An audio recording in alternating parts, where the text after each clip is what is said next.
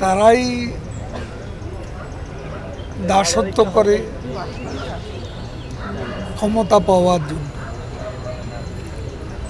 তারা জনগণের সমর্থনকে তারা মূল বিষয় হিসেবে মনে করে না। তারা মনে করে যে বিদেশি প্রভুরা তাদের দাসত্ব করলে ক্ষমতা রক্ষা করা যায়, ক্ষমতায় যাওয়া যায়। এখনও তাদের দূরভিসন্ধি হচ্ছে বিদেশি প্রভুদের দাসত্ব করে কিভাবে ক্ষমতা যায়। বলেন, বর্তমানে একটা উপজেলা নির্বাচন নিয়ে সাম্প্রতিক রাজনীতি বিএনপির পক্ষ থেকে ৭৫ জনকে বহিষ্কার করা হয়েছে, প্রক্রিয়া কিনা দলের অভ্যন্তরে? এখন সেটা বিএনপিকে জিজ্ঞেস করতে হবে।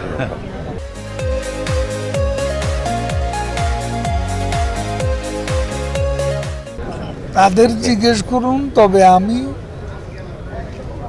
বাংলাদেশে বিএনপিকে কোনো গণতান্ত্রিক দল আমি মনে করি না। কারণ তাদের ইতিহাসটা হলো গণতন্ত্র হত্যা। তাদের ইতিহাসে গণতন্ত্র প্রতিষ্ঠার কোনো নজির নেই।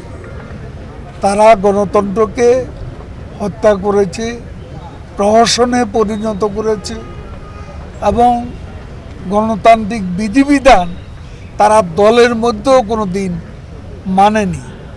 আজকে যেই নেতারা বড় বড় কথা বলেন তারা কবে দলীয় কাউন্সিল করেছে এবং তাদের কোথায় দলীয় কাউন্সিল হয়েছে?